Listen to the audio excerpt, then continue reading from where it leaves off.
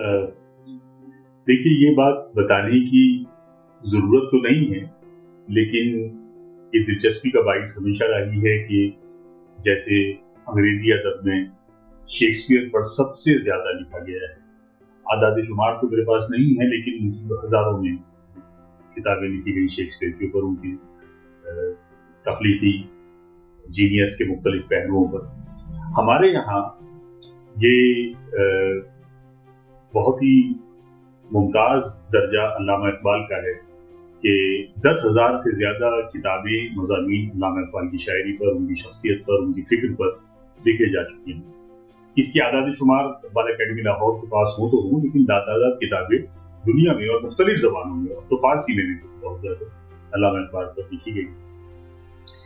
लेकिन यहाँ सरेदस्त जिस किताब का जिक्र है, दीवान इकबाल, पहले तो मैं अपने अजीज़ और मोहतरम दोस्त अखलाक खान साहब को मुबारकबाद देता हूँ, और ये ख्याल उनको खूब आया कि इकबाल की गज़लियात का एक दीवान मुरतब किया जाए।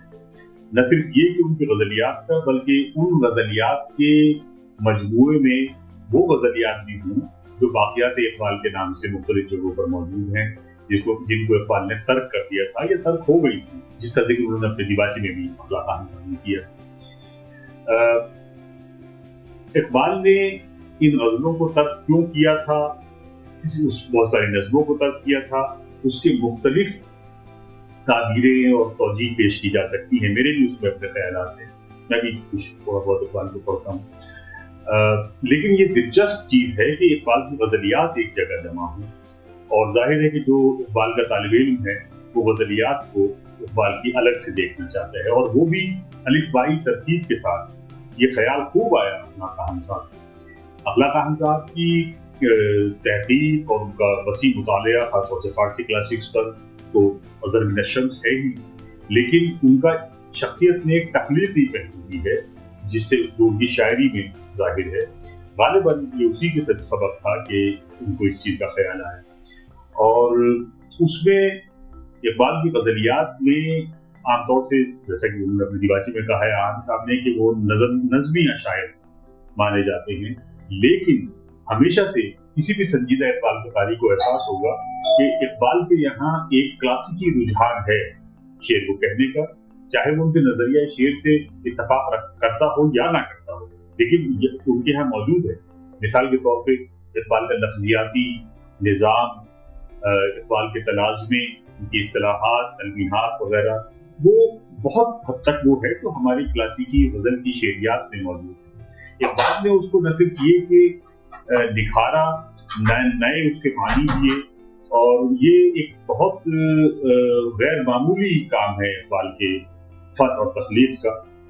आमतौर से हम लोग इकबाल की फिक्र और उनके फलसफे में उलझ कर रह जाते हैं, या ये कि वो खुद इतना मुतासिर कुन है कि उससे आगे नहीं सोच पाते। मैंने अक्सर अपने कुछ खुतबों में इस बात का जिक्र किया है कि इकबाल से हमारी अकीदत इतनी हो गई है कि हम इकबाल के फन वाले पहलू पर कम तवज्जो देते हैं। बहरकैफ ये एक बहुत मुबारक कदम है, और इसमें नामक पब्लिकेशंस भी काबिले मुबारकबाद है कि उन्होंने इस काम का बीड़ा उठाया और अखलाक साहब ने इसको तैयार किया। अब इसमें 2-3 चीज़ें ऐसी हैं जो किताब सामने आने पर ज़ेर बहस आएंगी कि इकबाल के गैर मुतदाविल कलाम का इंतखाब, साबिर कलोदी का जैसा कि जिक्र किया आहन साहब ने, उनका बहुत बड़ा काम है। ज्ञानचंद जैन की हम किताब पढ़ते थे जिसका उन्वान था उस किताब का इकबाल का इब्तिदाई कलाम। गोया इकबाल ने अपने इब्तिदाई कलाम को बाद में तर्क कर दिया था, लेकिन ये बात बहुत ठीक नहीं है। लेकिन ज्ञानचंद जैन का काम भी काफी अहम है। वही सूरत गुलाम रसूल महर ने, कि उन्होंने काफी इस्तेफादा भी किया गुलाम रसूल महर के, जो इकबाल का मतलब का कलाम उनके पास था। और लेकिन साबिर कलोदी साहब का बहुत गैर मामूली गहरा काम है। हाल ही में हमारे बहुत अजीज दोस्त और मुगालिबन इस दौर के एक अहम मुहक्किक डॉक्टर तकी आबदी ने इकबाल के गैर मुतदाविल कलाम पर या मतरूका कलाम पर एक बाकायदा किताब अपनी तरफ दी है, और वो बहुत उम्दा किताब है। लेकिन ये किताब सिर्फ गजलों का इंतखाब करना, जिसमें वो गजलें जो इकबाल ने کہیں اور وہ جو غزلیں اقبال نے اپنے دیوان میں یا کلام میں شامل کی، اپنے مجموعوں میں شامل کی، وہی نہیں بلکہ وہ غزلیات جو اقبال نے ترک بھی کر دی تھی اور ان کو نشاندہی کے ساتھ، ایک شناخت کے ساتھ اس دیوان میں جگہ دینا، یہ ایک بڑا غیر معمولی کام ہے. اور غالباً اس قسم کا ایسا کام مجھے یاد نہیں ہے کوئی دوسرا اس طرح کا رہا ہو. اقبال کے سلسلے میں تو بالکل بھی نہیں ہے. اقبال کی غزلیات کو یکجا نہیں کیا گیا آج تک. بہرحال بہت اس کتاب کا انتظار ہے، جتنا مجھے انتظار ہے اور باقی سب لوگوں کو انتظار ہوگا. میں مبارکباد دیتا ہوں اخلاق خان صاحب کو اور نامہ پبلیکیشنز کو.